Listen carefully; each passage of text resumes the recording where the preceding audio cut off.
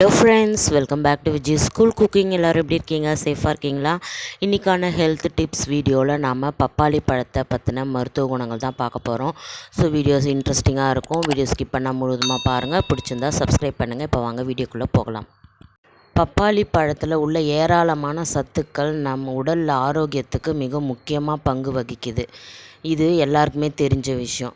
இதில் நமக்கு இந்த பப்பாளி பழம் எந்த வகையில் உதவுது அப்படின்னு அறிவியல் பூர்வமான உண்மையோடு நாம் இந்த வீடியோ மூலமாக தெரிஞ்சுக்கலாம் வாங்க. பப்பாளி பழம் பார்த்திங்கன்னா பொதுவாக வெப்பமண்டலம் அதிகமாக இருக்கிற பகுதிகளில் தான் இந்த பப்பாளி பழம் வளரும். இந்த பப்பாளி பழத்தில் நிறைய ஆன்டி ஆக்சிஜன்கள் இருக்குது, வைட்டமின்கள் இருக்குது, தாது உப்புக்கள் இருக்குது. இது இதய நோயை குணப்படுத்துது, நீரிழிவு நோயை குணப்படுத்துது, நம் உடலில் செரிமான பிரச்சனைகள் இருந்தால் அதையும் இது குணப்படுத்துது, இரத்த அழுத்தத்தையும் இது குணப்படுத்துது, பல வீக்கங்களை குறைக்கவும் இது குணப்படுத்துது. அது மட்டும் இல்லாமல் இதில் அதிகப்படியான நோய் எதிர்ப்பு சக்தி நிறையவே இருக்குது. இது நம் சரும பராமரிப்புக்கும் இது உதவுது. உடம்புல எதனா காயங்கள் இருந்தால் அதையும் இது குணப்படுத்த உதவுது.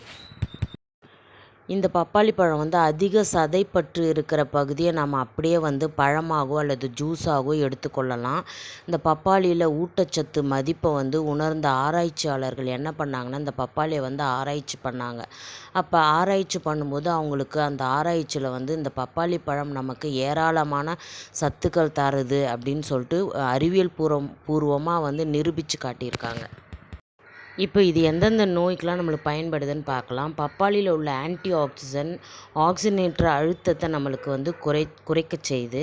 புளித்த பப்பாளி பழத்தை வயதானவர்கள் சாப்பிட்டு வந்தால் முந்தைய நீரிழிவு தாக்கம், லேசான ஹைப்போதைராய்டிசம் மற்றும் கல்லீரல் நோய் இவற்றை தடுப்பதாக ஆய்வுகள் தெரிவிக்கின்றன. அதே மாதிரி 40% அல்சைமர் என்ற மறதி நோயை தடுக்கிறது இந்த பப்பாளி. பப்பாளி பழத்தில் உள்ள லைகோபின் புற்றுநோய் அபாயத்தை குறைக்கும் என ஆய்வுகள் தெரிவிக்கின்றன. இது மார்பக புற்றுநோய் எதிர்த்து போராடுவது தெரிய வந்துள்ளது. ஆக்சிஜனேற்ற சேதத்தை தடுத்து புற்றுநோய் செல்களை அழிக்கிறது. எனவே புற்றுநோய் சிகிச்சை பெறுபவர்கள் பப்பாளி பழத்தை சாப்பிடுவது மிகவும் பயனுள்ளதாக இருக்கும். இது ஆன்டி ஆக்சிஜன் நிறைய இருக்கிறதுனால நல்ல கொலஸ்ட்ரால் அளவை இது கட்டுப்படுத்துது. அதே மாதிரி ஒரு ஆய்வில் 14 வாரங்கள் புளித்த பப்பாளி மாத்திரைகள் எடுத்துக்கொண்டவர்களுக்கு கெட்ட கொலஸ்ட்ரால் குறைந்திருப்பதும் தெரிய வந்துள்ளது. அடுத்ததாக பார்த்திங்கன்னா, பப்பாளியில் இருக்கிற ஆன்டி ஆக்சிஜன் நாள்பட்ட அழற்சியை போக்குது. பப்பாளியில் உள்ள பாப்பைன் என்சைம் புரதத்தை எளிதில் ஜீரணம் செய்கிறது. மலச்சிக்கல் மற்றும் எரிச்சல் கொண்ட குடல் நோய்க்குறிகளெல்லாம் இது போக்குது. பப்பாளியில் இருக்கிற விதைகள் மற்றும் தாவரத்தின் பிற பாகங்கள் நம் காயங்கள், உடலில் எதனா காயங்கள் ஏற்பட்டுச்சுன்னா அந்த காயங்களுக்கு உண்டான சிகிச்சை இந்த பப்பாளி பிற பாகங்கள் நம்மளுக்கு உதவுது.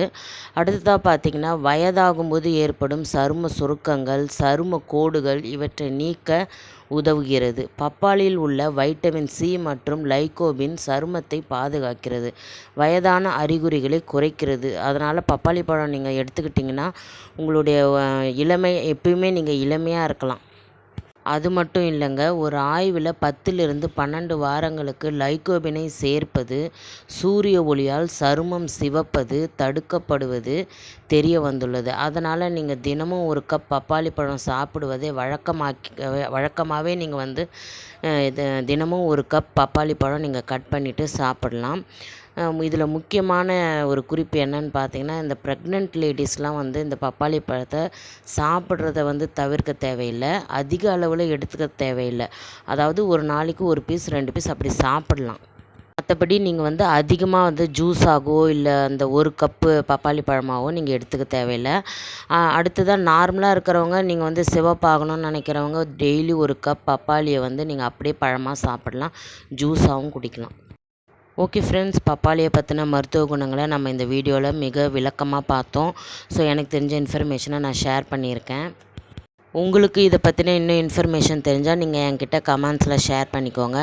நெக்ஸ்ட் ஒரு இன்ட்ரெஸ்டிங்கான வீடியோவில் சந்திக்கலாம். Until then it's bye from Viji. நம்ம சேனலை சப்ஸ்கிரைப் பண்ண மறந்துடாதீங்க.